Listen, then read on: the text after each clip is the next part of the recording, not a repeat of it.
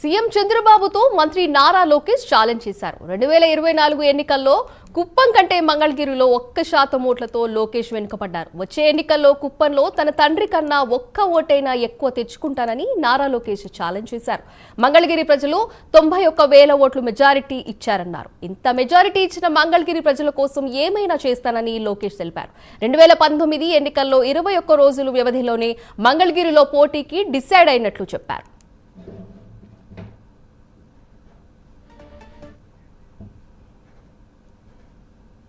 దీని గురించి మరింత సమాచారం మా ప్రతినిధి రవికృష్ణ అందిస్తారు లైవ్ ద్వారా. రవికృష్ణ, చెప్పండి.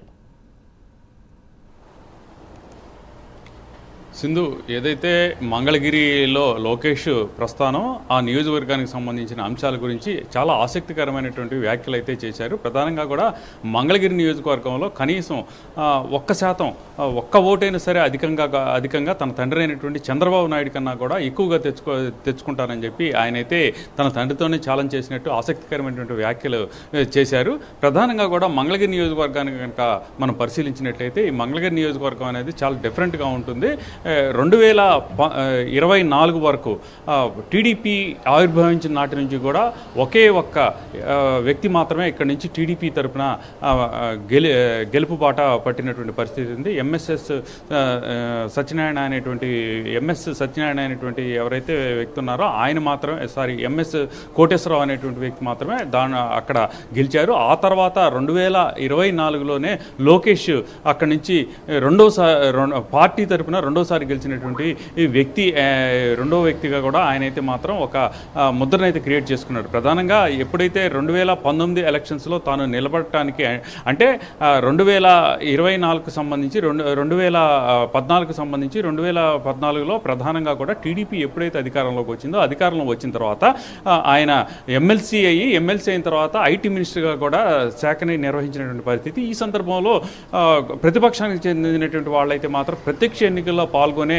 మంత్రి పదవికి రావాలనేటువంటి ఒక నినాదాన్ని అయితే తీసుకురావటం, దీన్ని ఛాలెంజ్గా తీసుకున్నటువంటి లోకేష్ అయితే మాత్రం వెంటనే కూడా దీన్ని స్పందించి ఈ 2019 ఎలక్షన్స్కి ముందు ఆయనైతే మంగళగిరి ప్రాంతం నుంచి పోటీ చేస్తానని చెప్పడం జరిగింది. ప్రధానంగా కూడా 45 రోజుల ముందు మాత్రమే ఎలక్షన్స్, ఇంకా 45 రోజులు ఉన్నాగా దానికి ముందు మాత్రమే ఆయన అయితే డెసిషన్ తీసుకున్నాడు. అంతకుముందు చాలామంది నాయకులు అంటే ఉత్తరాంధ్రకు సంబంధించినటువంటి నాయకులు అయితే మాత్రం అక్కడ టీడీపీకి పట్టుకొమ్మగా ఉన్నటువంటి నియోజకవర్గాలు ఉన్నాయి, అక్కడి నుంచి పోటీ చేసినట్టయితే మాత్రం ఈజీగా విన్ వస్తుంది అని చెప్పినప్పటికీ కూడా కాదని, రాజధాని ప్రాంతంలో ఉన్నటువంటి మంగళగిరిని మాత్రమే తాను చూజ్ చేసుకున్నానని, అప్పుడు ఓటమిలో తనలో కసి రేపింది అని ఆయన చెప్పాడు.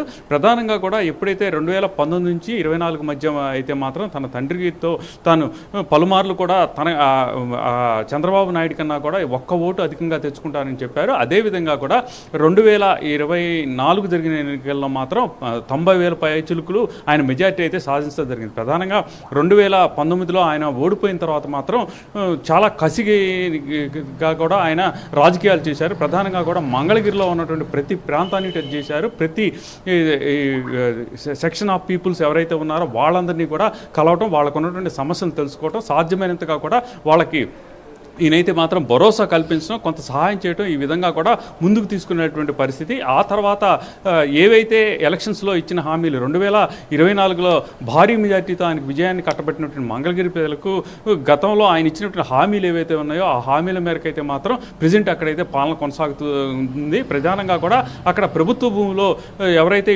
నివాస ఏర్పాటు చేసుకున్నటువంటి వ్యక్తులు ఎవరైతే ఉంటారో వాళ్ళందరికీ కూడా పక్కా పాస్బుక్ పట్టాలు అయితే ఇవ్వడం జరిగింది. దీనికి సంబంధించి ప్రధానంగా కూడా లోకేష్ అయితే మాత్రం తాను మంగళగిరి ప్రజలకు ఎంత చేసినా కూడా వాళ్ళ రుణం తీర్చుకోలేరని చెప్పి ఆయనైతే ఈ విధంగా కూడా అన్నటువంటి పరిస్థితి అయితే కనపడింది.